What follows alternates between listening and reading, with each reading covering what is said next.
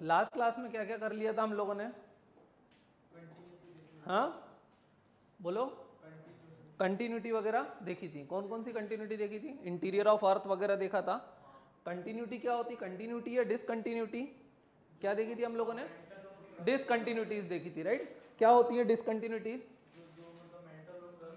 हाँ, जो दो अलग अलग लेयर्स को सेपरेट करती। फॉर एग्जांपल क्रस्ट से कोई ना कोई मेंटल को सेपरेट करती है, कोई मेंटल को कोर से सेपरेट करती है, राइट। उनको हम क्या बोलते हैं? डिसकंटिन्यूटीज। इंटीरियर खत्म करने के बाद आज हम लोगों को कौन सा नया टॉपिक शुरू करना है? Distribution of oceans and continents. कौन सा टॉपिक शुरू करेंगे? Distribution of ocean and continents. अब ये क्या होता है distribution of ocean and continents? तो यहाँ पर जल्दी से ये वाले मैप को देखो। इस मैप में आपको बहुत सारे कॉन्टिनेंट्स दिखाई दे रहे हैं। मेनली कितने कॉन्टिनेंट्स हैं? 7 कॉन्टिनेंट्स है ना। अब ये सातों कॉन्टिनेंट्स की लोकेशन कहाँ पर है? जैसे नॉर्थ अमेरिका यहाँ पर है, साउथ अमेरिका ये रहा, अफ्रीका वहाँ है, एशिया वहाँ है, ऑस्ट्रेलिया नीचे, अंटार्कटिका नीचे, राइट। तो इनकी ये जो प्रेजेंट डे पोजीशन है, ये यहाँ पर आई कैसे? समझ में आ रहा है? आज ये यहाँ पर है तो आए कैसे? क्या इनिशियली भी ऐसे ही हुआ करते होंगे? Obviously no. हम लोगों ने नेबुलर एक्रीशन से एक चीज समझी कि अर्थ पहले आग का गोला था, धीरे धीरे सॉलिडिफाई हुआ।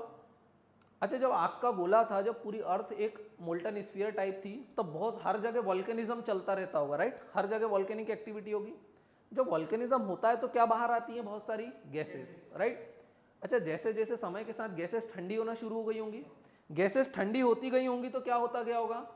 क्लाउड्स बनते गए होंगे, और क्लाउड्स के कारण उसमें क्या होती गई होगी? रेनफॉल होना शुरू हो गई होगी, राइट। जैसे मंथन ने बताया, क्या हो रही होगी? बहुत ज्यादा रेनफॉल। अब अगर रेनफॉल हो रही होगी तो बहुत ज्यादा पानी भी गिर रहा होगा। तो जब अर्थ इनिशियली बनी होगी तो क्रस्ट तो उबड़ खाबड़ बना होगा, तो जहां जहां गहरे गड्ढे थे वहां पर वो पानी स्टोर हो गया, और उसको हम आज का क्या बोलते हैं? Ocean, right. और जो पोर्शन ज्यादा अपलिफ्टेड थे, जहां पर पानी नहीं आ पाया, वो क्या बन गए? हमारे कॉन्टिनेंट्स। तो आज हमारे पास 5 ओशियन है मेनली, और 7 कॉन्टिनेंट्स, राइट। तो इनकी प्रेजेंट डे पोजीशन कैसे बनी, ये फॉर्म कैसे हुए, उन सबसे रिलेटेड कुछ हमारे पास थ्योरी, और उन्हीं को हम टॉपिक को क्या बोलते हैं? Distribution of ocean and continents. क्या बोलते हैं? Distribution of ocean and continent. समझ में आया क्या होता है? बताओ। चलो तुम बताओ।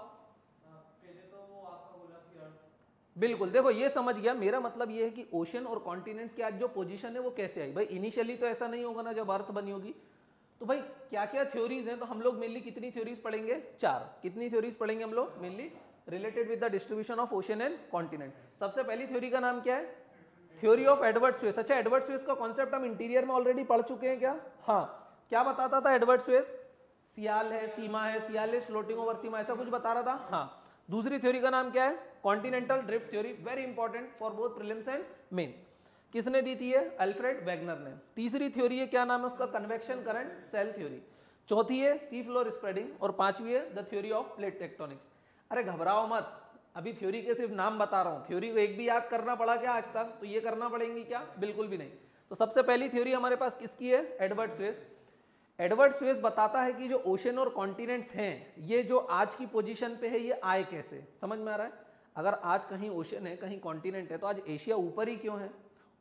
अफ्रीका यहां पर क्यों है? साउथ अमेरिका नीचे साइड क्यों है? नॉर्थ अमेरिका ऊपर साइड क्यों है? तो ऐसे कौन से फोर्सेस थे जिनके कारण ये आज की पोजीशन जम गई है? समझ में आ रहा है? तो सबसे पहला कॉन्सेप्ट किसने दिया था हमको? एडवर्ड स्वेस ने। अच्छा, एडवर्ड स्वेस ने, हम लोगों ने थ्योरीज में भी पढ़ा था इंटीरियर ऑफ अर्थ के बारे में। एडवर्ड स्वेस ने इंटीरियर के लिए कितनी लेयर्स बताई थी? Earth has 3 layer. वो कौन कौन सी लेयर थी? सियाल, सीमा और नाइफ। यही बताई थी उसने, सियाल, सीमा एंड नाइफ। सियाल, सीमा और नाइफ। नाइफ मतलब निकल एंड आयरन। मतलब ये कहां पर थी? कोर था उसके अकॉर्डिंग, राइट। मतलब उसको कोर नाम पता था क्या? तो वो क्या बोलता था इसको? What is this? इंटीरियर। सीमा मतलब ओशन फ्लोर, और सियाल मतलब कॉन्टिनेंट्स। यही 3 लेयर थी उसके अकॉर्डिंग। हाँ, उसने कुछ ऐसी पिक्चर बनाई थी क्या अर्थ की? This is the earth interior. और यहां पर ये क्या दिखाई दे रहा है? वाटर। इसके जो नीचे वाला पोर्शन है, ये क्या है? सीमा। सीमा मतलब ओशन फ्लोर। अगेन ये क्या है? सीमा। ये वाला पोर्शन क्या है? सीमा। और ये जो अपलिफ्टेड पोर्शन है सियाल, इसको क्या बोलता है? What is this? कॉन्टिनेंट्स। इसको क्या बोलता है? कॉन्टिनेंट। तो ये भी कॉन्टिनेंट, ये भी कॉन्टिनेंट। तो ऐसे ही चलता है, कॉन्टिनेंट फिर बीच में ओशन, फिर कॉन्टिनेंट फिर बीच में ओशन, राइट। हाँ, ऐसे ही तो चलता है भाई। कोई भी कॉन्टिनेंट आया, ये अफ्रीका आया, अफ्रीका के आप साइड में गए, फिर यहाँ पर ये क्या आ गया? इंडियन ओशन आ गया, राइट। फिर इधर एशिया आ गया, ऐसे ही चलता रहता है। हाँ, तो ऐसा ही कुछ अर्थ भी है। और इसने बोला अंदर क्या है, तो बोले अंदर क्या है, सबसे ज्यादा डेंस मिनरल्स हैं, सबसे ज्यादा डेंस है, और वो क्या है, नाइफ, निकेल एंड आयरन, बोले इंटीरियर है। और फिर इसने एक बात और बोली, सियाल इज फ्लोटिंग ओवर सीमा। सियाल मतलब कॉन्टिनेंट, सिलिका एंड एल्यूमिनियम, और सीमा मतलब ओशन फ्लोर। तो ये क्या बोलता है, कॉन्टिनेंट किसके ऊपर मूव कर रहे हैं, ओशन फ्लोर के ऊपर फ्लोट कर रहे हैं, यही बोलता है। अब ये जो कॉन्सेप्ट है एडवर्ड स्वेस का, ये हम अगली थ्योरी में यूज करने वाले। ये कॉन्सेप्ट सभी को समझ में आ गया। अब देखना, सबसे पहले जो सबसे बढ़िया तरीके से अटेम्प्ट देने की कोशिश करी कि हाउ कॉन्टिनेंट्स आर फॉर्म्ड, ये सारे कॉन्टिनेंट बने कैसे, आज इनकी पोजीशन कैसे आई, इतने ओशन है तो ये कैसे बने। तो सबसे पहला अटेम्प्ट किसने दिया था, उसका नाम क्या था, एल्फ्रेड वेगनर। सबसे पहला अटेम्प्ट जो आज भी हम पढ़ रहे हैं, अटेम्प्ट तो शुरुआत से आ रहे होंगे, हजारों सालों से कोई ना कोई बता रहा होगा कॉन्टिनेंट कैसे बने, ओशन कैसे बने, राइट। बट सबसे बेस्ट अटेम्प्ट किसने दिया सबसे पहली बार, एल्फ्रेड वेगनर ने। अब जान लेते हैं ये एल्फ्रेड वेगनर था कौन, ये सबसे इंपॉर्टेंट है ना। थ्योरी को याद करने से बचना है तो उसका बैकग्राउंड जानना जरूरी है, राइट। हम लोगों ने देखा था यू बोट से कैसे हम लोगों ने सी फ्लोर कॉन्फ़िगरेशन पढ़ा था। यू बोट मतलब सबमरीन, हिटलर ने क्या किया और फिर कैसे किया, तब हमने क्या पढ़ा था, सी फ्लोर कॉन्फ़िगरेशन। आज इस थ्योरी को भी पढ़ना है तो पहले एल्फ्रेड वेगनर का हमको बैकग्राउंड जानना पड़ेगा कि एल्फ्रेड वेगनर कौन था, राइट। तो सबसे पहले जानना है एल्फ्रेड वेगनर कौन था। He was a climatologist. और ये कौन सा क्लाइमेटोलॉजिस्ट था, he was a German climatologist, मतलब कहाँ का रहने वाला था, जर्मनी का। अब क्लाइमेटोलॉजिस्ट था मतलब ये किसकी स्टडी करना चाहता होगा, क्लाइमेट की स्टडी करना चाहता होगा, राइट। ये किसकी स्टडी करना चाहता था, क्लाइमेट की। अब ये जानना चाहता था कि भाई दुनिया में अलग अलग जगह जो क्लाइमेट है वो क्यों है। अगर इंडिया वार्म है तो क्यों है, पोल्स कोल्ड है तो क्यों है, कहीं पर ग्रासलैंड है तो क्यों है, कहीं पर एवरग्रीन फॉरेस्ट है तो क्यों है, राइट। ये सब किसके कारण बनते हैं, क्लाइमेट के कारण। और ये क्या था, क्लाइमेट की स्टडी करने वाला क्लाइमेटोलॉजिस्ट था। तो ये जानना चाहता था कि माउंटेन्स का फॉर्मेशन कैसे हुआ। क्या जानना चाहता था ये, हाउ माउंटेन्स आर फॉर्म। क्योंकि माउंटेन्स में अलग टाइप का क्लाइमेट मिलता है कि नहीं। इंडिया में हर जगह बर्फ पड़ती है क्या, लेकिन हिमालयस के टॉप पे पड़ती है ना। हाँ, तो हिमालयस के टॉप पे ऑल्दो वो इंडिया में है, लेकिन वहां पर पोल्स जैसा क्लाइमेट है, हर पूरे साल बर्फ जमी रहती है ना। So although Himalaya is in India but shows the climate like poles. तो ये क्यों होता है, इसके पीछे क्या रीजन है, तो ये जानना चाहता था। Wegener wants to know how mountains are form. ये क्या जानना चाहता था कि माउंटेन का फॉर्मेशन कैसे हुआ। अब भाई ये थ्योरी अपनी कब दे रहा था, तो ये भी जानना जरूरी है कि when he was giving his theory. तो एल्फ्रेड वेगनर अपनी थ्योरी कब दे रहा था, किसी को पता है कब दे रहा था, देख के बताओ, इस पे नहीं लिखा हुआ है। So he was giving his theory between 1910 to 1912। कब दे रहा था ये, आज से 100 साल से भी ज्यादा पहले, ध्यान रहेगा। थ्योरी कब दे रहा था ये, 1910 टू 1912 के टाइम पे अपनी थ्योरी दे रहा था। अब उस समय कोई कॉन्सेप्ट नहीं था, कोई से पूछे भाई माउंटेन कैसे बने, आप थ्योरी बनाना चाहते हो तो अब आप ये जानना चाहते हो माउंटेन का फॉर्मेशन कैसे हुआ, तो पहले किसी न किसी ज्योग्राफर ने कोई कॉन्सेप्ट दिया होगा, आप उसको यूज करोगे। तो एल्फ्रेड वेगनर के पहले एक ज्योग्राफर थे जिनका नाम क्या था, हेरोल्ड जेफरी। क्या नाम था, हेरोल्ड जेफरी। और हेरोल्ड जेफरी बताते थे कि माउंटेन का फॉर्मेशन कैसे हुआ। So Harold Jeffrey have already given the concept of formation of mountain. Harold Jeffrey बताता था कि माउंटेन कैसे बने। तो हेरोल्ड जेफरी बताता था कि mountains are wrinkles on the surface of earth. Mountains क्या है, रिंकल्स। रिंकल्स मतलब समझते हो, झुर्रियां चेहरे पे आ जाती ना। तो हेरोल्ड जेफरी बोलता था वेगनर के पहले कि माउंटेन कैसे बने, तो वो ये बताता था कि जब अर्थ बहुत गर्म थी, आग का गोला थी, धीरे धीरे ठंडी हो रही होगी। When earth was hot and molten initially, then it was started cooling down. अब जब वो धीरे धीरे ठंडी हो रही थी तो ठंडे होते समय अर्थ के सरफेस पे कुछ झुर्रियां पड़ गई, और वो झुर्रियां आज की क्या बन गई, हमारे माउंटेन्स। क्या बन गई, वो माउंटेन्स। अब वेगनर ने इसके ये कॉन्सेप्ट को एक्सेप्ट नहीं किया, क्योंकि ये तो क्या था, क्लाइमेटोलॉजिस्ट था, उसको जेन्युइन रीजन चाहिए था कि ये क्या फर्जी बात कर दी। सो वेगनर ने हेरोल्ड जेफरी के कॉन्सेप्ट को क्या किया, चैलेंज किया। अगर इसके कॉन्सेप्ट को चैलेंज करना है तो ये क्या बोलेगा, अगर मेरे कॉन्सेप्ट को गलत प्रूफ करना है तो अब आप बताओ माउंटेन्स कैसे बने। तो ये बताने के चक्कर में एल्फ्रेड वेगनर ने एक पूरी की पूरी थ्योरी दे डाली जिसका नाम क्या था, कॉन्टिनेंटल ड्रिफ्ट थ्योरी। अब वेगनर यही नहीं रुका, उसने बोला मैं सिर्फ ये नहीं बताऊंगा माउंटेन्स कैसे बने, उसने बोला मैं सब बताऊंगा कि कॉन्टिनेंट्स कहाँ हैं, कॉन्टिनेंट्स मूव क्यों करते हैं, कहाँ किस टाइप का वेजिटेशन है, सारे के सारे लैंडफॉर्म्स कैसे बने। सो वेगनर क्या बोलता है कि जो मेरी थ्योरी है ये कंप्लीट है अपने आप में। He says all the landforms that are present on the surface of earth is because of the continental drift theory। अब लैंडफॉर्म्स का मतलब क्या है, anything that we see on the surface of earth. Landform मतलब mountain can be a landform, plateau can be a landform, right, river valley can be a landform. जो भी चीजें हमको सरफेस पे दिखाई देती है वो सब क्या है, लैंडफॉर्म्स है, राइट। तो ये बोलता है कि सारे के सारे लैंडफॉर्म कैसे बने, इंक्लूडिंग माउंटेन्स। ये कौन बताऊंगा, मैं बताऊंगा, और मेरी थ्योरी बताएगी जिसका नाम क्या है, कॉन्टिनेंटल ड्रिफ्ट थ्योरी, राइट। तो ये सिर्फ माउंटेन्स तक रुका क्या, नहीं, उससे भी आगे बढ़ गया। अब इसने जो अपना कॉन्सेप्ट था वो थ्योरी के फॉर्म में दिया, और नाम क्या दिया उसने उसको, कॉन्टिनेंटल ड्रिफ्ट थ्योरी। अब देखना, लेकिन अगर अल्फ्रेड वेगनर को भी थ्योरी देना है तो उसने पहले एक के कॉन्सेप्ट को तो क्या किया, चैलेंज किया, इसके कॉन्सेप्ट को उसने क्या किया, बोले इसको रिजेक्ट कर दो। अब उसको बताना पड़ेगा कि भाई आप बताओ कैसे बने माउंटेन, तो उसको कुछ एक कॉन्सेप्ट चाहिए था, उसको ये जानना था अर्थ का इंटीरियर कैसा है, तो उसने किसके कॉन्सेप्ट को यूज किया, एडवर्ड स्वेस। अभी पढ़ा ना हमने एडवर्ड स्वेस, ये देखो पीछे, ये जो एडवर्ड स्वेस हमने पढ़ा, ये क्यों पढ़ा, why Edward Suess is important, because this concept was used in the continental drift theory of Alfred Wegener. बोल सकते हैं अल्फ्रेड वेगनर ने इसके कॉन्सेप्ट को यूज करा था, इसलिए आज भी हम इस थ्योरी को पढ़ रहे हैं। तो अब अल्फ्रेड वेगनर ने क्या बताया, जल्दी से देखो, Wegener acknowledged the Edward Suess differentiation of earth interior that is sial is floating over sima, यही बोलता है एडवर्ड स्वेस। अच्छा, सियालिस फ्लोटिंग ओवर सीमा को मैं अगर दूसरे तरीके से लिखूं तो क्या लिख सकता हूं, बताओ। एडवर्ड स्वेस ने बोला सियालिस फ्लोटिंग ओवर सीमा, यही बोला। अब मुझको दूसरे तरीके से लिखना है, तो सियाल मतलब कॉन्टिनेंट्स आर फ्लोटिंग ओवर, क्या लिख दूं मैं, ओवर ओशियनिक फ्लोर, ये लिख सकता हूं मैं। इसका मतलब तो यही है ना, सीमा मतलब ओशन फ्लोर और सियाल मतलब कॉन्टिनेंट्स, तो यही तो बोल रहा है Edward Suess, continents are floating over ocean floor. तो बस वेगनर यही बात बोलता है कि ये जो कॉन्टिनेंट ओशन फ्लोर के ऊपर मूव कर रहे हैं, यही रिस्पॉन्सिबल है अर्थ के ऊपर जितने लैंडफॉर्म है, जितने फीचर्स है, सबके लिए कौन रिस्पॉन्सिबल है, ये फिनोमेना। अच्छा, ocean floor, this is ocean floor, right, ये सबको दिखाई दे रहा, ये ओशन फ्लोर है, इसके ऊपर पानी भरा हुआ और कॉन्टिनेंट अपलिफ्टेड है, राइट। अगर कॉन्टिनेंट्स मूव करेंगे तो उनको स्क्रैच करेंगे, स्क्रैप करेंगे, राइट, स्क्रैप करेंगे तो उसका मलबा भी इकट्ठा करेंगे, तो माउंटेन्स वगैरह भी बनाएंगे। तो अब ये बताता है कि मैं बताता हूं माउंटेन्स ने मूव करना, सॉरी माउंटेन का फॉर्मेशन कैसे हुआ, कॉन्टिनेंट्स ने मूव करना कैसे स्टार्ट किया। देखो थ्योरी के अगर मीनिंग को तोड़ोगे तो क्या बोल रही है, कॉन्टिनेंटल मतलब कॉन्टिनेंट्स, ड्रिफ्ट मतलब क्या होता है, मूवमेंट, और theory means it is the theory related with the movement of continents. समझ में आ रहा है अच्छे से, है ना। तो सुनो, कॉन्टिनेंटल ड्रिफ्ट थ्योरी मतलब कॉन्टिनेंट्स आर मूविंग, यही बोल रहा है, कॉन्टिनेंट्स आर ड्रिफ्टिंग, उससे रिलेटेड थ्योरी को हम क्या बोलते हैं, कॉन्टिनेंटल ड्रिफ्ट थ्योरी। अब वेगनर यही नहीं बताता, वेगनर बोलता है कि चलो मैं बताता हूं पूरा हुआ कैसे, सारा सिस्टम इसको बताना पड़ेगा।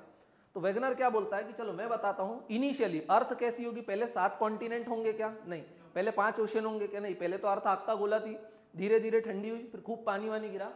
तो वेगनर बोलता है इनिशियली कब, 20 करोड़ साल पहले, कितना, 200 मिलियन ईयर्स एगो, 20 करोड़ साल पहले अर्थ कैसी थी, बोले अर्थ लुक्स समवॉट लाइक दिस, अर्थ कैसी दिखाई देती थी, इस टाइप से दिखाई देती थी। अब ध्यान से देखो इसमें कैसी दिखाई दे रही है, आज जितने भी कॉन्टिनेंट हैं, अगर उन सारे कॉन्टिनेंट्स को मैं पास ले आऊं तो वो एक सिंगल कॉन्टिनेंट बना सकता हूं क्या, इन सबको मैं जोड़ दूं तो एक ही कॉन्टिनेंट बन जाएगा, सबको पास ले आया सारे लैंडमास को, एक कॉन्टिनेंट बना, तो फिर ओशन कितने बचेंगे, एक ही ओशन बचेगा, लेकिन वो ओशन बहुत बड़ा होगा और कॉन्टिनेंट भी बहुत बड़ा होगा, super continent and super ocean, ये बोल सकता हूं मैं। तो वेगनर बोलता है कि initially all the landmass were once part of a single landmass named Pangaea, वो बोलता पहले सारे के सारे कॉन्टिनेंट एक ही थे और उसका नाम क्या था, पेंजिया। अच्छा, वेगनर कहां का रहने वाला था, कौन से देश का, जर्मनी का, तो जर्मन वर्ड्स यूज करेगा, हाँ। सो इन जर्मनी पैन मतलब ऑल, बोलते हैं ना पैन इंडिया मूवमेंट मतलब पूरे भारत में फैला हुआ, तो बोले पैन मतलब ऑल एंड जिया मतलब लैंडमास, जिया का मतलब क्या है, लैंडमास। तो बोलता all the landmass were once part of a single landmass named Pangaea. और उसके बाद बोले फिर अगर लैंडमास एक था तो ओशन भी एक ही बचेगा, तो एक सुपर ओशन हुआ करता था, एक सुपर या फिर मेगा ओशन हुआ करता था, और उसका नाम इसने क्या दिया, पेंथलाजा। क्या नाम दिया, पेंथलाजा। पेन मतलब ऑल, थलाजा मींस वाटर, वाटर मतलब यहां पर ये किसको डिनोट करना चाहता है, ओशन को डिनोट करना चाहता है, ध्यान रहेगा।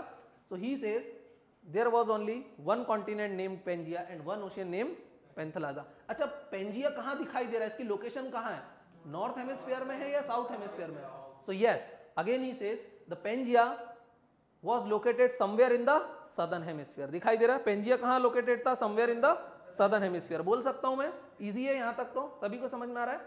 अब क्या हुआ, ये तो कब दिखाई देता था ऐसा, 200 मिलियन ईयर्स एगो, मतलब 200 मिलियन, 10 मिलियन मतलब 1 करोड़, तो 200 मिलियन मतलब 20 करोड़, 20 करोड़ साल पहले अर्थ ऐसी थी, राइट। अब लाइफ फॉर्म थी नहीं थी वो उसके बारे में बात नहीं करता, बोलता 20 करोड़ साल पहले अर्थ कैसी थी, कुछ इस टाइप से दिखाई देती थी। फिर क्या हुआ अचानक, ये जो पेंजिया है ये क्या हो गया, breaks. Pangaea breaks into 2 parts. कितने पार्ट्स में टूटा वो, 2 पार्ट में टूटा। तो ये जो पेंजिया था अराउंड 200 मिलियन ईयर से को, ये क्या हो गया, ब्रेक हुआ 2 पार्ट में। था कहां, सदर्न हेमिस्फीयर में। जब ये ब्रेक हुआ तो नॉर्थ पार्ट को क्या बोला गया, लॉरेशिया। क्या बोला गया, और साउथ पार्ट को क्या बोला गया, गोंडवाना।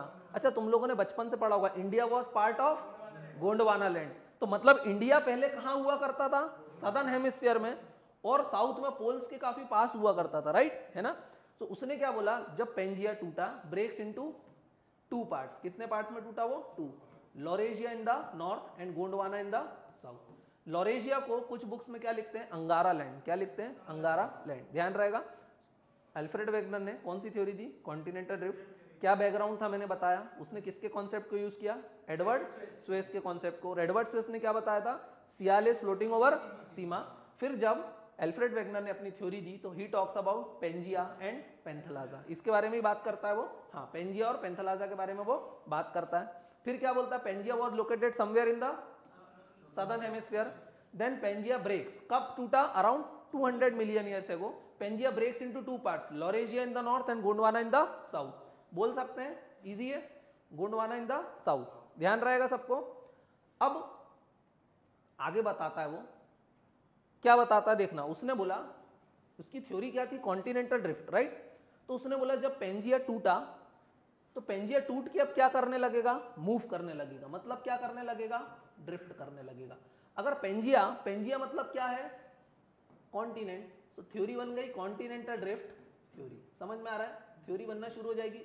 कॉन्टिनेंट है पेंजिया, कॉन्टिनेंट है, और पेंजिया मूव करेगा, ड्रिफ्ट करेगा, तो ये क्या बोलेगा, कॉन्टिनेंटल ड्रिफ्ट थ्योरी।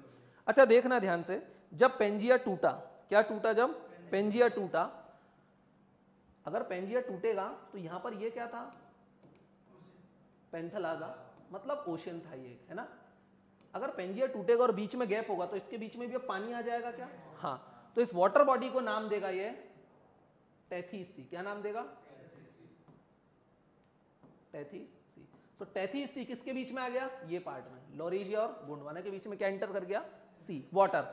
मैंने पहले ही बताया था सी और ओशियन में क्या डिफरेंस होता है, sea is enclosed water body like Red Sea, Caspian Sea, कैसे हैं, चारों तरफ से जमीन से घिरे हुए हैं। तो ये देखो, ये भी घिरा हुआ था टेथीस सी, जमीन से ज्यादातर 2 जगह से घिरा हुआ था, काफी नैरो वाटर बॉडी थी। तो क्या बोला इसको, टेथीस सी। क्या बोला, टेथीस सी।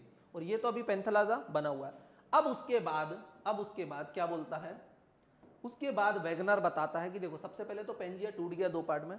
अब उसने बोला ये जो कॉन्टिनेंट ब्रेक हुए हैं, इन्होंने क्या शुरू कर दिया है, ड्रिफ्टिंग। क्या शुरू कर दिया इन्होंने, ड्रिफ्टिंग। सब बताएगा, कैसे ड्रिफ्ट कर रहे हैं, क्या फोर्स है, सब कुछ बताएगा। अब इसने बोला ये किस डायरेक्शन में मूव कर रहे हैं, तो इसने बोला continents move either in the north और इन द, ये कौन सा डायरेक्शन है, west, either in the north और इन द वेस्ट और in the combination of north and west, ध्यान रहेगा। तो कॉन्टिनेंट कहां मूव करे, या तो नॉर्थ में गए, या तो वेस्ट में गए, या तो नॉर्थ वेस्ट में गए। समझ में आ रहा है ना। अब उसके बाद ये जो कॉन्सेप्ट था कॉन्टिनेंटल ड्रिफ्ट थ्योरी का, ये वेगनर ने यूज किया। अब वो क्या बताता है, सो इस कॉन्सेप्ट को यूज करके that the continents are moving over ocean floor, तो वेगनर ने हमको क्या क्या बताएगा थ्योरी में, वो समझ ले पहले। सबसे पहले बताएगा वो माउंटेन्स कैसे बने। भाई पहला तो उसका क्वेश्चन तो यही था ना, ही वाज अ क्लाइमेटोलॉजिस्ट, वो जानना क्या चाहता था, माउंटेन कैसे बने। तो सबसे पहले तो नंबर 1 तो यही बता देगा, हाउ माउंटेन्स आर फॉर्म। लेकिन वो सारे टाइप के माउंटेन नहीं बताएगा, वो एक स्पेसिफिक केस बताएगा, फोल्ड माउंटेन्स। अभी क्या होते हैं फोल्ड माउंटेन्स अपन आने वाली क्लासेस में पढ़ेंगे, पर वो क्या बताएगा हमको सबसे पहले तो कि माउंटेन्स कैसे बने। समझ में आ रहा है। फिर वो बताएगा ये जो इतने सारे आइलैंड है पूरी दुनिया में, बहुत सारे आइलैंड है ना, जापान एक आइलैंड कंट्री है, यहाँ पर ये फॉकलैंड आइलैंड है, मेडागास्कर है, इंडोनेशिया वगैरह, न्यूजीलैंड वगैरह। तो वो बताएगा ये सारे के सारे आइलैंड का फॉर्मेशन कैसे हुआ, आइलैंड आर्क्स कैसे बनी, लाइक अंडमान निकोबार, क्या वो एक आइलैंड है, नहीं, वो बहुत सारे आइलैंड है, ऐसे ही है ना। तो ये जो बहुत सारे आइलैंड है, इनको या तो हम बोलते हैं आर्कीपेलागो, क्या बोलते हैं, आर्कीपेलागो मतलब ग्रुप ऑफ आइलैंड, या फिर क्या बोलते हैं आइलैंड आर्क, या फिर क्या बोल देते हैं आइलैंड आर्क। हाँ बिल्कुल, मालदीव भी उसका एग्जाम्पल है। आइलैंड यूजुअली एक अकेला मिलता है क्या, नहीं। Sri Lanka is an single island, बड़ा आइलैंड है, मगर यूजुअली ऐसे कम मिलते हैं। लक्षद्वीप बहुत सारे, अंडमान निकोबार बहुत सारे दिख रहे हैं, है ना, इंडोनेशिया बहुत सारे, न्यूजीलैंड बहुत सारे। तो ये क्या बोलते हैं उनको हम आइलैंड आर्क। तो वेगनर क्या क्या बताएगा अपनी थ्योरी से, सबसे पहले बताएगा केस का क्रिएशन कैसे हुआ, फोल्ड माउंटेन कैसे बने बोले, फिर क्या बताएगा, आइलैंड एंड आइलैंड आर्क्स के बारे में बताएगा, फिर वो बताएगा कि दुनिया में अर्थक्वेक क्यों आते हैं, अर्थक्वेक आते हैं ये हमको पता है, मगर क्यों आते हैं ये पता है नहीं, वो बताएगा वॉल्केनोस कहाँ कहाँ हैं और कहाँ कहाँ इरप्ट कर सकते हैं, ये भी कौन बताएगा हमको, एल्फ्रेड वेगनर बताएगा, ध्यान रहेगा। So according to Wegener, Wegener ने हमने देखा था क्या बताया था कि जितने भी लैंडफॉर्म्स हैं पूरी दुनिया के ऊपर वो क्यों हैं, because of the continents floating over ocean floor, यही बताया था। हाँ, तो यहां पर मैंने वही लाइन लिख रखी है, according to Wegener all the features, landforms, phenomena and events all are related to the breakup of Sialic continent and their movement over ocean floor, ये लिख सकते हैं, है ना। तो उसने बोला कि जितने भी आइलैंड है, जितने भी लैंडफॉर्म है, जितने भी फीचर हैं जो अर्थ के सरफेस पे हैं वो क्यों हैं, because of the continental drift theory, because of the movement of continent over the ocean floor. समझ में आ रहा है, दोनों को समझ में आ रहा है कि नहीं आ रहा है अच्छे से, कितना, कितने परसेंट, 30, 40, 50, कितना ज्यादा, 80 आ रहा है, अपने को कितना आ रहा है, कितना आ रहा है, 85, उसको तो पूरा ही आ रहा है, पूरा आना चाहिए, समझ में आ रहा है, ये अभी तक थ्योरी समझ में आ रही है। अब देखना वेगनर क्या बोलता है, भाई आज हमारी अर्थ कैसी दिखाई देती है, ऐसी, इनिशियली ये सब ऐसी थी क्या, नहीं। अच्छा, फिर वेगनर से पूछा गया कि ये जो आप बकवास तो दे रहे हो कि पेंजिया था, पेंथलाजा था, वो टूटे दूर गए, तो बोले उसका प्रूफ क्या है, प्रूफ मांगेगा ना, कौन मांगेगा प्रूफ, हेरोल्ड जेफरी, जिसके कॉन्सेप्ट को इसने क्या किया था, रिजेक्ट कर दिया था, वो क्या बोलेगा, प्रूफ मांगता, प्रूफ दो मुझे, बोलेगा वो प्रूफ दो। अब वेगनर को बताना पड़ेगा कि अगर आज अफ्रीका यहाँ है तो यहाँ क्यों है, ये एशिया यहाँ है तो यहाँ क्यों है, यूरोप यहाँ है तो यहाँ क्यों है, नॉर्थ अमेरिका यहाँ है तो यहाँ क्यों है, साउथ अमेरिका यहाँ क्यों है, राइट, ऑस्ट्रेलिया इधर क्यों है, ये सारी चीजें उसको बताना पड़ेगा। हाँ, अच्छा, वेगनर ने हमको क्या बताया था कि माउंटेन कैसे बने, उसने ये भी बताया था आइलैंड और आइलैंड आर्क कैसे बने, तो अब उसको ये बताना पड़ेगा मेडागास्कर कैसे आया, यहाँ पर ये फॉकलैंड आइलैंड कैसे आया, ये इंडिया के बगल में श्रीलंका कैसे आया, यहाँ पर ये इंडोनेशिया और ये जो एशियन ईस्ट एशियन कंट्रीज है ये कैसे आए, राइट, यहाँ बताना पड़ेगा न्यूजीलैंड कैसे आया, ये सारी चीजें अब एक्सप्लेन करेगा वो। हाँ, सो अब वेगनर क्या देगा, प्रूफ्स, क्या देगा, evidence, evidence of what, continental drift theory, किसके एविडेंस देने वाला है वो हमको, कॉन्टिनेंटल ड्रिफ्ट थ्योरी के एविडेंस देने वाला है, समझ में आ रहा है, इजी है अभी तक। अब वेगनर किसके एविडेंसेस देगा, जस्ट कॉन्टिनेंटल ड्रिफ्ट थ्योरी, तो अब वो देने वाला है हमको एविडेंसेस, और उसने कितने एविडेंसेस दिए, वेगनर ने कितने एविडेंसेस दिए, 4 एविडेंसेस दिए रिगार्डिंग कॉन्टिनेंटल ड्रिफ्ट थ्योरी। पहले एविडेंस का नाम क्या है, कोस्टलाइन फिट, या फिर उसको बोलते हैं जिगसॉ पजल, अभी क्या है बताऊंगा, पहले रीड कर लें। पहला एविडेंस क्या था, कोस्टलाइन फिट या फिर जिगसॉ पजल। दूसरा एविडेंस था structural evidence, means related with the rocks, related with the rocks. तीसरा था फॉसिल एविडेंस, मतलब उसने किसकी स्टडी करी होगी, फॉसिल्स वगैरह की स्टडी करी होगी। और चौथा था जो सबसे इंपॉर्टेंट है, जिसका नाम क्या है, पेलियो क्लाइमेटिक। पेलियो का मतलब होता है ओल्ड, पेलियो का मतलब क्या होता है, और क्लाइमेटिक मतलब related with the climate. So old climatic evidences, जिसको हम बोलते हैं पेलियो क्लाइमेटिक एविडेंसेस, ध्यान रहेगा। अच्छा, वेगनर की थ्योरी को आज हम फॉलो करते हैं क्या, हमने देखा वेगनर के बाद हमारे पास कुछ और कॉन्सेप्ट भी आ गए, इसका मतलब वेगनर की थ्योरी तो क्या हो चुकी है, रिजेक्ट, लेकिन हम आज भी इसको क्यों पढ़ रहे हैं, मतलब इसका कुछ ना कुछ रेलेवेंस होगा, तो वो रेलेवेंस कौन सा है इसका, ये 4th एविडेंस। आज तक इसको कोई चैलेंज नहीं कर पाया, अगर इसको भी फेल कर दिया तो फिर वेगनर की थ्योरी शायद हमारे सिलेबस से हट जाएगी, समझ में आ रहा है। But still we are reading the continental drift theory of Alfred Wegener, why, because the 4th evidence is yet to be challenged, आज तक इसको कोई फेल कर पाया है नहीं। अब ये क्या है वो अपन समझते हैं। सबसे पहले अपन किस पे शुरू करेंगे, पहला क्लाइमेटिक, पहला एविडेंस, क्या नाम है पहले एविडेंस का, कोस्टलाइन फिट, कोस्टलाइन फिट या फिर जिगसॉ पजल।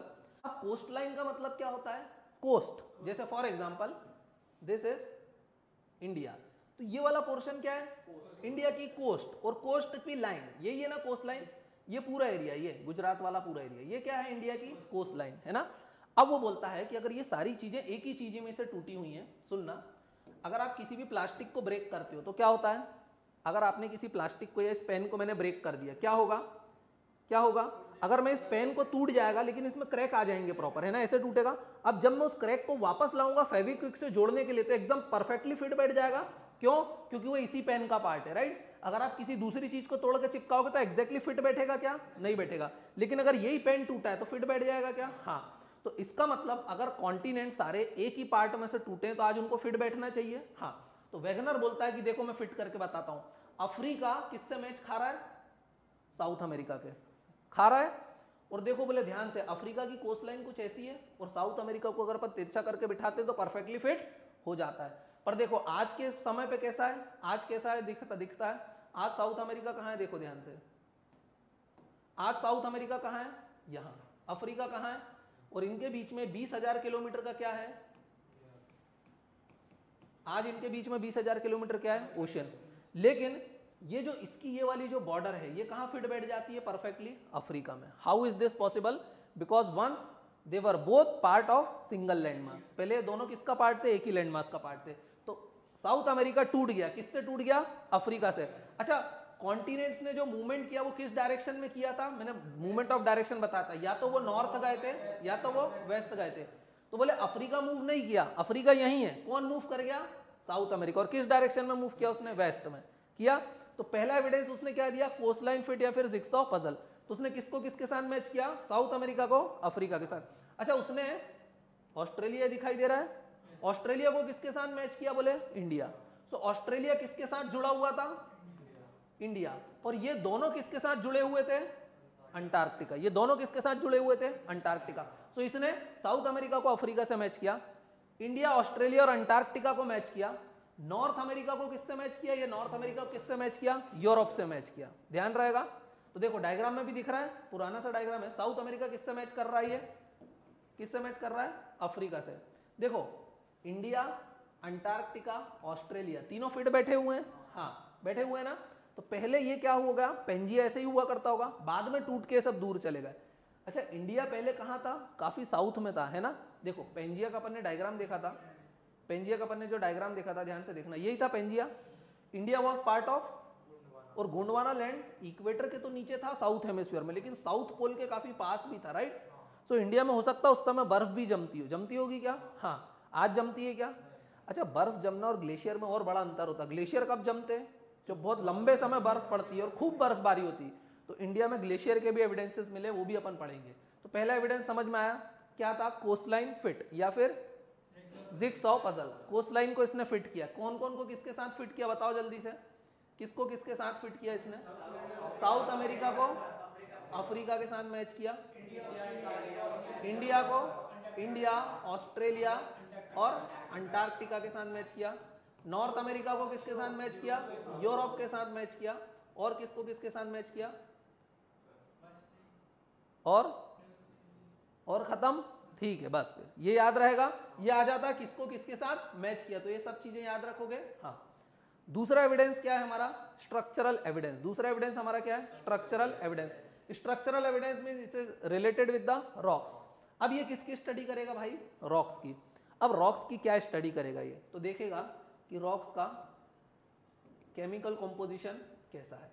अच्छा ये बताना, अगर जो तुम्हारे भाई बहन है घर में, उनका डीएनए और तुम्हारा डीएनए खूब हद तक मैच करता होगा, राइट। पेरेंट्स एक ही है, तुम्हारे पेरेंट्स का और तुम्हारा डीएनए मैच करता होगा, क्यों? क्योंकि उनसे ही तुम निकले हुए हो, राइट।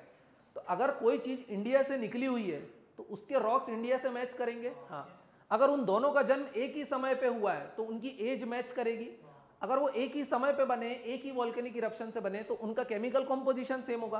तो अब ये रॉक्स की देखेगा केमिकल कॉम्पोजिशन, उनकी एज, उनकी मैग्नेटिक प्रॉपर्टीज। तीन चीजें देखेगा रॉक्स में। क्या क्या देखेगा?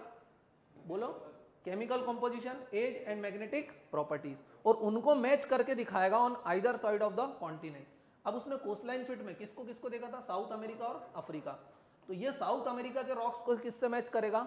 अफ्रीका। बल्कि आज अगर आप दोबारा डायग्राम देखोगे तो साउथ अमेरिका कितने किलोमीटर दूर है? 20,000 किलोमीटर दूर है। किससे? अफ्रीका से। पर अगर फिर भी इनके रॉक्स मैच खाते हैं, what does it means? They were formed, हाँ, एट द सेम टाइम। बोल सकते हैं एक ही समय पे बने होंगे।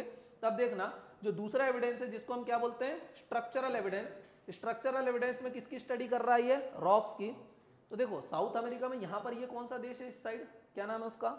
ब्राजील। क्या नाम है उसका? देखो दिख रहा है ग्रीन कलर का, ब्राजील दिख रहा है सबको मैप में। हाँ, तो ये कौन सा देश है? ब्राजील।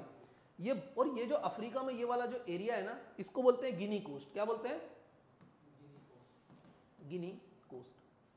तो ये बोलता है कि जो ब्राजील के रॉक्स हैं, जो ब्राजील के क्या हैं? रॉक्स हैं, जो ब्राजीलियन प्लेटू के जो रॉक्स हैं वो किससे मिलते हैं? गिनी कोस्ट। और बोले यहाँ पर एक माउंटेन भी है, उसका नाम भी बताता, माउंट लोमा। किससे मैच करते हैं? बोले वो माउंट लोमा। बोले हाउ इज दिस पॉसिबल? बोले कैसे पॉसिबल हुआ? क्योंकि पहले तो ये दोनों एक ही थे, समझ में आया? बाद में इनमें क्रैक आया और ये दूर चले गए। तो ये किस किस को मैच करता है? ब्राजील को किसके साथ मैच करता है ये? हाँ, अफ्रीका। और अफ्रीका में भी ये कौन सा कोस्ट था? गिनी कोस्ट। ध्यान रहेगा। हाँ बोलो, नाम याद नहीं आ रहा था, ठीक है। अच्छा, अब दूसरी चीज देखना, अफ्रीका में यहाँ पे नीचे एक और ये देश है, उसका क्या नाम है? बहुत फेमस है, क्या नाम है उसका? South Africa. अच्छा, क्रिकेट टीम वगैरह देखी होगी तुम लोगों ने साउथ अफ्रीका की, है ना? साउथ अफ्रीका है। साउथ अफ्रीका फेमस क्रिकेट के लिए नहीं है, south Africa is famous for gold mines. किसके लिए फेमस है वो? Gold mines. अच्छा, गोल्ड कैसे निकलता है आप लोगों को पता है क्या? कैसे निकलता है? हाँ, बस डिगिंग करते चलो, बिल्कुल। मिट्टी छानते जाओ, छानते जाओ, छानते जाओ, छोटे छोटे टुकड़े मिलते हैं। गोल्ड हमेशा प्योर फॉर्म में मिलता है, किसी के साथ नहीं मिलता है, अलग ही उसका टुकड़ा चमकता दिख जाएगा, हाँ बोले ये गोल्ड है, राइट? गोल्ड कहाँ मिलता है? सरफेस पे, है ना? सरफेस पे मतलब ऐसा नहीं कि बिल्कुल पड़ा हुआ है, थोड़ा बहुत खोदते जाओगे आप, इतना नहीं खोदोगे कि इंटीरियर में पहुंच जाओगे। अगर गोल्ड मिलता है सरफेस पे या अपर लेयर्स में, इसका मतलब पेरेंट रॉक में नीचे भी गोल्ड होना चाहिए ना भाई। अगर गोल्ड मिल रहा है मतलब नीचे तक गोल्ड होना चाहिए, वही गोल्ड तो ऊपर आया। लेकिन देखा गया कि साउथ अफ्रीका में कहां पर गोल्ड मिलता है? सरफेस पे। लेकिन पेरेंट रॉक में गोल्ड मिसिंग है, पेरेंट रॉक में गोल्ड नहीं है और सरफेस पे गोल्ड मिल रहा है। क्योंकि पेरेंट रॉक बोले कहां चलेगा? यहां चलेगा। और ये कौन सा देश है? अर्जेंटीना। ये कौन सा देश है? अर्जेंटीना। क्यों? क्योंकि बोले पहले अर्जेंटीना किससे जुड़ा हुआ था? साउथ अफ्रीका से। तो यहां पर कहां पर है? पेरेंट रॉक में क्या मिलेंगे? यहां पर पेरेंट रॉक में क्या मिलता है? गोल्ड। लेकिन सरफेस पे मिलता है, क्योंकि सरफेस कहां छूट गया? साउथ अफ्रीका में। ध्यान रहेगा। तो ये किसका एविडेंस था? स्ट्रक्चरल एविडेंस, रॉक्स का एविडेंस दे रहा है, राइट? इसको बोलते हैं प्लेसर डिपॉजिट। इस एविडेंस का नाम क्या दिया इसने? प्लेसर डिपॉजिट्स, मतलब गोल्ड डिपॉजिट्स। ध्यान रहेगा, इजी है। अच्छा, क्लास को एक बार घर जाके देख लोगे ना सब लोग, है ना? तो इसको क्या बोला गया? प्लेसर डिपॉजिट। अर्णव को समझ में आ रहा है सारी चीजें? नींद तो नहीं आ रही है? हाँ ठीक है, ये तुम दोनों को है ना? ठीक है, अब ये समझ में आया सब लोगों को प्लेसर डिपॉजिट्स क्या होते हैं? इजी है। इसने अभी तक रॉक्स की क्या स्टडी करी? देखो यहाँ पे ब्राजीलियन प्लेटू को, ये ब्राजीलियन प्लेटू को किससे मैच किया? गिनी कोस्ट से, माउंट लोमा वगैरह से। साउथ अफ्रीका की गोल्ड माइंस को किससे मैच किया? अर्जेंटीना से। दो हो गए। अच्छा, तीसरा एविडेंस देखना, इंडिया पहले कहाँ हुआ करता था? इंडिया पहले कहाँ था? ऑस्ट्रेलिया के साथ अंटार्कटिका में हुआ करता था। अब अंटार्कटिका में तो आज भी क्या है? बड़े बड़े ग्लेशियर है। सबसे दुनिया के सबसे बड़े बड़े ग्लेशियर कहाँ है? अंटार्कटिका में। तो पहले इंडिया में भी ग्लेशियर तो जमते होंगे ना? हाँ, अगर इंडिया में ग्लेशियर जमते होंगे तो ग्लेशियर के एविडेंसेस, ग्लेशियर आज बचे क्या? वो तो मेल्ट हो गए, लेकिन उसके एविडेंसेस तो बचे होंगे ना। अब एविडेंसेस क्या होते हैं ग्लेशियर के? देखना, ग्लेशियर के एविडेंसेस क्या होते हैं? बड़े आसान होते हैं। देखो, ग्लेशियर मतलब ह्यूज मास ऑफ आइस, बोल सकते हैं बहुत बड़ा मास होता है आइस का। हो सकता है इस बिल्डिंग बराबर हो, पूरे इंदौर शहर बराबर हो, पूरे मध्य प्रदेश बराबर हो सकते हैं। इतने बड़े बड़े ग्लेशियर हैं अंटार्कटिका में, है ना? जैसे थ्वाइट्स ग्लेशियर अभी न्यूज में भी चल रहा है, मेल्ट कर रहा है, उसमें क्रैक आ गया है ना? अब बोलते हैं अगर वो मेल्ट हो गया तो शायद सी लेवल और राइज कर जाएगा। बहुत बड़ा ग्लेशियर है। इतने बड़े बड़े ग्लेशियर हैं कि इमेजिन कर सकते हैं अपन, इमेजिन तो कर ही सकते हैं यार, नाप ले लेते हैं। मतलब बड़े बड़े ग्लेशियर है, मेरा मतलब ये। अब अगर इंडिया में ग्लेशियर होते होंगे, इसका मतलब ग्लेशियर बहुत बड़े हैं, ह्यूज बॉडी ऑफ आइस है ना? अब अगर वो ह्यूज बॉडी ऑफ आइस जमीन के ऊपर रखी हुई है तो उसका वेट होगा कुछ। अगर ग्लेशियर मेल्ट करते तो खिसकते हैं, जैसे अभी केदारनाथ में 2-4 दिन पहले क्या हुआ? ग्लेशियर खिसक गया, ग्लेशियर खिसक गया, लोग दब के मर गए।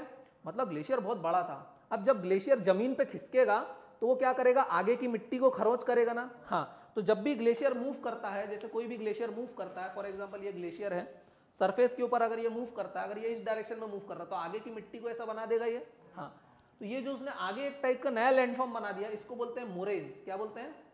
Moraines, glacial landform. किसने बनाया ये लैंडफॉर्म? ग्लेशियर ने। और ये मिट्टी है, बर्फ है क्या? मिट्टी है। अच्छा, ग्लेशियर तो क्या हो जाएगा टाइम के साथ? मेल्ट। लेकिन ये मोरेन्स मेल्ट होगी क्या? ये तो मिट्टी इकट्ठी करी ना। तो इंडिया के उड़ीसा में, कहां पर? इंडिया के उड़ीसा में एक जगह है, उसका नाम है तालचर। क्या नाम है? तालचर। यहां पर हमको क्या मिलते हैं? यहां पर हमको क्या मिलते हैं देखने के लिए? ग्लेशियर एविडेंस या फिर ग्लेशियल एविडेंसेस। अच्छा, इंडिया में आज उड़ीसा में ग्लेशियर मिलते हैं क्या? नहीं, लेकिन ग्लेशियर के एविडेंसेस मिलते हैं। क्यों मिलते हैं? क्योंकि it is part of the structural evidences of Alfred Wegener. ध्यान रहेगा। तो उसने कहाँ की स्टडी करी, स्ट्रक्चरल एविडेंसेस की। इजी है यहाँ तक। पहला एविडेंस कौन सा दिया, कोस्टलाइन फिट या फिर जिक्सॉ पजल। दूसरा कौन सा दिया, स्ट्रक्चरल। स्ट्रक्चरल में उसने बहुत सारी चीजें बताई, रॉक्स की बोले स्टडी करूंगा मैं, किसकी, chemical composition, age, magnetic properties, तो करी उसने स्टडी। हाँ, पहले उसने ब्राजीलियन प्लेटू को किससे मिलाया, गिनी कोस्ट से। फिर उसने साउथ अफ्रीका के प्लेसर डिपॉजिट्स को किससे मिलाया, अर्जेंटीना से। फिर उसने इंडिया में क्या बताया, उड़ीसा में ग्लेशियल एविडेंसेस।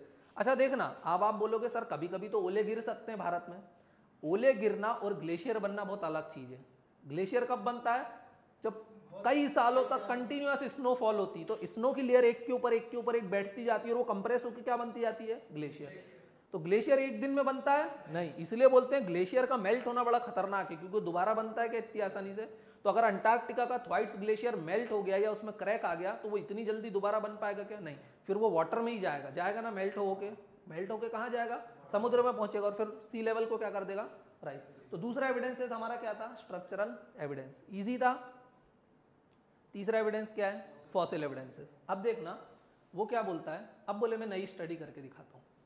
अब वो बोलेगा let's take small small lizards, क्या ले लो, छोटी छोटी छिपकलियां। छोटी छोटी क्या ले लो, लिजर्ड, स्मॉल लिजर्ड्स, बड़ी बड़ी छिपकलियां नहीं, मगरमच्छ भी एक लिजर्ड, लेकिन वो लोग क्या छोटी छोटी छिपकलियां ले लो। तो बोले जो छोटी छोटी छिपकलियां कहाँ मिलती हैं, साउथ अमेरिका में, वही छिपकलियां कहाँ मिलती हैं, अफ्रीका में। बट अफ्रीका साउथ अमेरिका से कहीं भी जमीन से जुड़ा हुआ है क्या, नहीं। तो क्या उस छोटी सी छिपकली के लिए पॉसिबल था क्या कि ये 20,000 किलोमीटर का ओशन क्रॉस करके वहां चली जाए, नहीं। इसका मतलब क्या हुआ, इसका मतलब क्या हुआ कि जब ये जुड़े हुए थे तो बॉर्डर पे कुछ छिपकलियां इधर उधर होंगी, जब टूटा तो कुछ वहां रह गई, कुछ यहां रह गई, यही हुआ होगा। हाँ, बोले लेपर्ड कहां मिलता है, अफ्रीका में। लेपर्ड कहां मिलता है, अब लेपर्ड कोई मछली है क्या जो तैर के चला जाएगा, पहली बात तो मछली भी 20,000 किलोमीटर तैर के नहीं जा सकती है, राइट, है ना। मछली का भी एरिया रहता है, क्योंकि हमने देखा था मछली कहाँ रहती है, कोस्ट के पास में रहती है, कॉन्टिनेंटल शेल्फ पे रहती है, राइट। वो डीप सी में ज्यादा जाती है क्या, क्योंकि वहाँ फूड नहीं मिलता है, राइट। माइग्रेशन वगैरह कर सकती है, बट स्पेशली लिजर्ड के लिए पॉसिबल है क्या, नहीं पॉसिबल है। ये कौन सा एविडेंस था उसका, थर्ड, फॉसिल एविडेंसेस। वो क्या बोलता है, हमको किसके एविडेंस मिलते हैं, फॉसिल्स मिलते हैं, किसके, ये छोटी छोटी छिपकलियों की। देखो पहले साउथ अमेरिका और अफ्रीका जुड़े हुए थे, तो वो छिपकली का एरिया क्या था, ये एरिया में घूमती थी, वो बाद में टूट गए, तो कुछ कहाँ रह गई, साउथ अमेरिका में, और कुछ कहाँ चली गई, अफ्रीका में। लेकिन ऑब्वियस है अगर छिपकलियां दूर हो गई हैं तो समय के साथ उसमें चेंजेस हो जाएंगे, कुछ हजारों करोड़ों साल में तो हमारी बॉडी भी चेंज होती रहती ना। हो सकता है अगर हम आज जाके यूरोप में रहने लग जाएं या बर्फीले एरिया में, हम तो काले हैं, लेकिन हो सकता है कुछ 1000 जनरेशन बाद हमारे बच्चे कैसे निकलने लग जाएं, गोरे हो जाएं, वहाँ के क्लाइमेट को अडाप्ट करना सीख जाए। क्यों, क्योंकि बॉडी क्या करती है, धीरे धीरे अडाप्ट करती है, इवॉल्व करती है। तो ये छिपकलियां बिल्कुल मोर और लेस कैसी हैं, सिमिलर है। हाँ, साउथ अमेरिका में मगरमच्छ की जगह एलिगेटर्स मिलते हैं, क्या मिलते हैं, एलिगेटर, और यहाँ क्या मिलते हैं, क्रोकोडाइल। अब दोनों थोड़े बहुत अलग है पर हैं तो एक जैसे ही ना, है ना। ये चीज समझ में आई, इजी है। इंडिया में वो लाइफ फॉर्म भी मिलती है जो कहाँ मिलती है, ऑस्ट्रेलिया में। इंडिया बाद में अफ्रीका के भी पास था ना, इंडिया में भी लॉयन मिलता है और अफ्रीका में भी लॉयन मिलता है, लेकिन दोनों लॉयन थोड़े से अलग है। हमारे यहाँ कौन से लॉयन मिलते हैं, एशियाटिक लॉयन, गुजरात के गिर में रहते हैं ना। अरे टाइगर अलग होता है, लॉयन अलग होता है। तो हमारे यहाँ क्या मिलते हैं, लॉयन मिलते हैं ना। तो वो क्यों मिलते हैं, अफ्रीका के। हाँ, हमारे लॉयंस थोड़े से छोटे हैं। क्यों छोटे हैं हमारे लॉयंस, क्योंकि उन्होंने अडॉप्ट कर लिया। अफ्रीका के और थोड़े से बड़े हैं। क्यों बड़े हैं, क्योंकि वो थोड़ा अलग क्लाइमेट में रह रहे हैं। तो तीसरा एविडेंस क्या था, जिसको क्या बोला गया, फॉसिल एविडेंसेस। क्या बोला गया, फॉसिल एविडेंसेस। अच्छा देखो, दूसरा एविडेंस, पहला एविडेंस कौन सा देखा था अपन ने, कोस्टलाइन फिट। दूसरा स्ट्रक्चरल। स्ट्रक्चरल मतलब रॉक्स की स्टडी करी थी। देखो इंडिया कहाँ है, ये रहा, और इंडिया में अंटार्कटिका से जुड़ा हुआ था, तो ये क्या जमी हुई है, सफेद सफेद एरिया में बर्फ। तो उड़ीसा यहीं कहीं था ना, ये उड़ीसा में हमको क्या मिलते हैं, ग्लेशियल एविडेंसेस। ध्यान रहेगा, इजी है। अफ्रीका देखो, अफ्रीका ज्यादा मूव नहीं किया, अफ्रीका वहीं था पहले भी, ध्यान रहेगा, इजी है। लेकिन अफ्रीका किससे जुड़ा हुआ था, साउथ अमेरिका से। तो लाइफ फॉर्म दोनों जगह मूव करती रही। समझ में आ रहा है ये। हाँ, ऑस्ट्रेलिया यहाँ खसक गया, तो ऑस्ट्रेलिया में सारी लाइफ फॉर्म नहीं मिलती। देखो इंडिया अफ्रीका से इंडिया में तो मूव कर गई, लेकिन ऑस्ट्रेलिया में मूव कर पाई क्या, नहीं। देखो ऑस्ट्रेलिया बहुत कम खिसका है, ध्यान से देखना, ऑस्ट्रेलिया में बहुत कम मूवमेंट हुआ है। अफ्रीका तो वहीं है, ऑस्ट्रेलिया यहाँ से बस इतना ही खिसक पाया, राइट। अच्छा, जब ऑस्ट्रेलिया पोल्स के पास होगा तब यहाँ कोई लाइफ फॉर्म रहती होगी क्या, नहीं। भाई पोल्स पे कोई लाइफ फॉर्म रहती है क्या, बहुत एक्सट्रीम क्लाइमेट है, बहुत ज्यादा ठंडा है, प्लांट्स वगैरह होते हैं क्या, नहीं। तो हर्बीवोरस भी नहीं होते, उनको खाने वाले कार्निवोरस भी नहीं होते। लेकिन अब ऑस्ट्रेलिया थोड़ा सा ऊपर चला गया है, हाँ, और वहां से एक लाइन भी पास होती है, क्या नाम है उसका, ट्रॉपिक ऑफ कैप्रिकॉर्न। मतलब अब यहाँ पे अच्छी खासी लाइट आती है, धूप पड़ती है ना, धूप पड़ती तो प्लांट्स आ गए होंगे, अगर प्लांट्स आएंगे तो उनको खाने वाले एनिमल्स भी आ जाएंगे। लेकिन ऑस्ट्रेलिया चूंकि किसी और लैंडमास से नहीं जुड़ा है तो वहां पर लाइफ फॉर्म मूव कर पाएगी क्या, नहीं। इंडिया का टाइगर ऑस्ट्रेलिया जा पाएगा क्या, क्यों नहीं जा पाएगा इंडिया का टाइगर ऑस्ट्रेलिया, क्योंकि वो जुड़ा नहीं है, बीच में क्या है, ये वाटर बॉडी है। हाँ, मछलियां शार्क वगैरह वहां भी मिलेंगे, इंडिया के कोस्ट पे भी मिलेंगे, क्योंकि मछली पानी में तैरती है। तो ऑस्ट्रेलिया में लाइफ अभी क्या कर रही है, इवॉल्व कर रही है, अभी पूरी इवॉल्व हुई है क्या, नहीं। तो ऑस्ट्रेलिया में जो लाइफ रहती है उसको बोलते हैं मार्सुपियल्स, क्या बोलते हैं, मार्सुपियल्स। मार्सुपियल मतलब ये अभी पूरे नहीं बने। जैसे फॉर एग्जांपल कंगारू, देखा सबने कंगारू, 2 पैर होते हैं, हाथ कैसे उसके ऐसे अपाहिज जैसे रहते हैं, क्यों, क्योंकि वो क्या कर रहा है, अभी इवॉल्व कर रहा है। हो सकता है कुछ हजारों साल बाद कंगारू हिरण बन जाए, बन सकता है, हाँ। तो वो क्या रहते हैं, मार्सुपियल। वहां पर स्लोथ बियर वगैरह रहते हैं, 22-22, 23-23 घंटे सोते हैं वो, क्यों सोते हैं, क्योंकि अभी धीरे धीरे क्या कर रहे हैं, इवॉल्व। वहां पर अभी कोई शेर नहीं रहता है, लॉयन नहीं रहता है ना, ध्यान रहेगा, लेपर्ड नहीं है, टाइगर नहीं है। तो कंगारू को अभी किसी से खतरा है क्या, नहीं। तो वो आदमी से ही मुक्केबाजी करता है, क्योंकि वहां पे ह्यूमन लाइफ तो आ गई है ना, हाँ, तो कन्फ्लिक्ट भी होता है। अब एक प्रॉब्लम भी आई थी, अच्छा ऑस्ट्रेलिया में कौन रहते हैं, अंग्रेज रहते हैं, पता है क्या। ये जो ब्रिटिशर्स थे ना, इन्होंने ऑस्ट्रेलिया नाम के आइलैंड की खोज करी। पहले ऑस्ट्रेलिया में भी लोग रहते थे, इंसान पहले भी रहते थे, वो ब्लैक पीपल्स थे, मतलब काले रंग के थे। जब ब्रिटिशर्स वहां गए तो उन्होंने वहां के मूल निवासियों को क्या किया, खत्म कर दिया, मारना शुरू करा, सबका कत्लेआम मचाया, है ना, छोटे छोटे बच्चों को तक मार दिया। अब वहां की नेटिव पॉपुलेशन क्या हो गई, इंडिजिनस पॉपुलेशन फिनिश हो गई। फिर उन्होंने अपने लोगों को जहाज के थ्रू कहां भेजा, ऑस्ट्रेलिया। कहां भेजा, ऑस्ट्रेलिया। तो ऑस्ट्रेलिया में आज के समय कौन रहता है, अंग्रेज। कौन रहता है, अंग्रेज। तुमने देखा भी होगा ना, गोरे लोग रहते हैं। अब ये जो अंग्रेज थे ना, ये बिल्लियां पालने के शौकीन थे। क्या पालने के शौकीन थे, बिल्ली। बिल्ली मतलब कैट, और कैट कौन सा जानवर है, कार्निवोरस। कैसा जानवर है, कार्निवोरस, मतलब दैट ईट्स अदर एनिमल। मतलब ये क्या है, नॉन वेज डाइट है इसकी। कैसी डाइट है, नॉन वेज। तो अफ्रीका में अलग टाइप के कुछ चूहे मिलते थे, रेट मिलते थे, कहाँ मिलते थे, ऑस्ट्रेलिया में। अब ये बिल्लियों को जब उन्होंने पाला तो कुछ बिल्लियां जंगल भी चली गई होंगी, तो ये बिल्लियां अब इनको खा रही हैं, ऑस्ट्रेलिया के चूहों को। लेकिन ऑस्ट्रेलिया के चूहे उनसे बच नहीं पाते, क्यों, क्योंकि उनको पता ही नहीं है बचना कैसा है। बिल्कुल, देखो अगर हमारे यहाँ हिरण है और टाइगर है, दोनों है, deer and tiger both are present in India, तो हमारे डियर को पता है कि टाइगर मुझे खा जाएगा, तो वो उससे बचना जानता है। वो उसको एक दिन में आया क्या, उसकी मम्मी ने सिखाया, उसकी मम्मी, उसकी मम्मी, उसकी मम्मी, हजारों साल लग गए, उसने अलग अलग टेक्निक्स अपनाई टाइगर से बचने के लिए, राइट। लेकिन यहाँ के चूहों ने वो टेक्निक अपनाई क्या, अभी तो इनको 100 साल ही हुए बेचारों को। तो ये क्या है, चूहे खत्म ही हो गए वो, क्योंकि बिल्लियां पूरा खा गई। हाँ, अच्छा देखना, ऐसा होता है इनिशियली, इस टाइप की बिल्लियों को बोला जाता है इन्वेजिव स्पीसीज। क्या बोला जाता है, इन्वेजिव स्पीसीज। क्या बोला जाता है, मतलब इसने क्या किया है, हमला, इन्वेजन कर दिया है। इनिशियली क्या होगा, जब ये बिल्ली गई होगी तो इसको खूब चूहे खाने मिले होंगे, बड़ी आसानी से फूड मिल जाता होगा, तो बिल्ली की पॉपुलेशन बहुत ज्यादा बड़ी होगी, बोलो हाँ। जब बिल्ली की पॉपुलेशन बड़ी स्पीड से बड़ी होगी तो उन्होंने चूहों को और स्पीड से खाया होगा। एक समय आएगा चूहे खत्म, तो वो जो बहुत सारी बिल्लियां हैं वो भी खत्म, तो पूरी लाइफ फॉर्म क्या हो जाएगी, डिस्ट्रॉय, और इकोसिस्टम फिनिश। समझ में आ रहा है, that's why invasive species are dangerous. जैसे हमारे यहाँ कुछ प्लांट्स है, लेंटारा कमारा, कुछ हमने फूल पत्तियों के हिसाब से, शोकेस के हिसाब से बंगाल में लगाए थे, तो आज वो टेरर ऑफ बंगाल बन गए वो प्लांट्स। क्यों, क्योंकि अदर प्लांट्स उनसे लड़ पा रहे हैं क्या, नहीं। वो अपनी पत्तियां ऐसे बिछाते हैं कि उनके पास तक बेचारा लाइट ही नहीं पहुंचती है, राइट। जैसे टीक का पेड़ होता है, कोनीफेरस ट्रीज इन हिमालय, वो एक इन्वेजिव स्पीसीज है, और आज वही है। क्यों, क्योंकि बाकी पेड़ उससे लड़ पाए क्या, नहीं। क्यों, क्योंकि वो बाहर से लाए हुए थे। ध्यान रहेगा, इजी है। तो हमने 3 एविडेंसेस देखे, कौन कौन से, बताओ जल्दी से, कोस्टलाइन, स्ट्रक्चरल, फॉसिल। अच्छा, ये जो तीनों एविडेंसेस हैं, ये तो बाद में क्या कर दिए गए थे, रिजेक्ट। क्या कर दिए गए थे, रिजेक्ट। लेकिन फोर्थ वाला रिजेक्ट हुआ था क्या, नहीं। तो फोर्थ एविडेंस क्या है, उसको हम कब पढ़ेंगे, कल। सभी को समझ में आया, किसी को कोई डाउट है, समझ में आ रहा है, बोलो। हाँ, अच्छा देखना, चलो ठीक है, इसने एक चीज और पूछी, वो भी बताता हूं। स्ट्रक्चरल एविडेंस में वो और भी बहुत सारी चीजें बताता, देखना। उसने हमको क्या क्या बताने का प्रॉमिस किया था, अपन कल समझने वाले थे, चलो समझ लो। पहले तो उसने माउंटेन्स बताया, अभी माउंटेन्स मैंने बताया नहीं कैसे बने, बताऊंगा कल की क्लास में। दूसरी चीज उसने क्या बताई थी, आइलैंड और आइलैंड आर्क।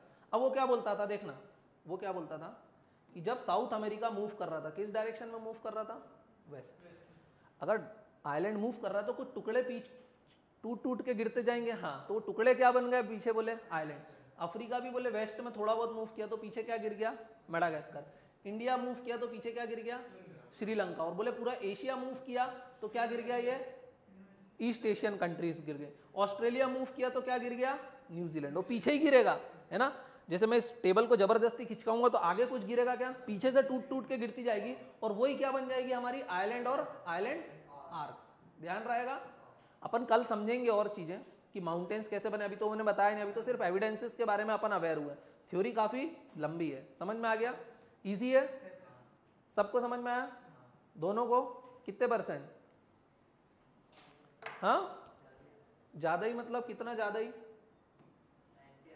हाँ 90% आ गया है। चलो ये बहुत अच्छी बात है अगर 90% आया है तो, है ना। ठीक है, फिर बंद करें आज की क्लास, है ना। ठीक है, तो आप अपन मिलते हैं कल।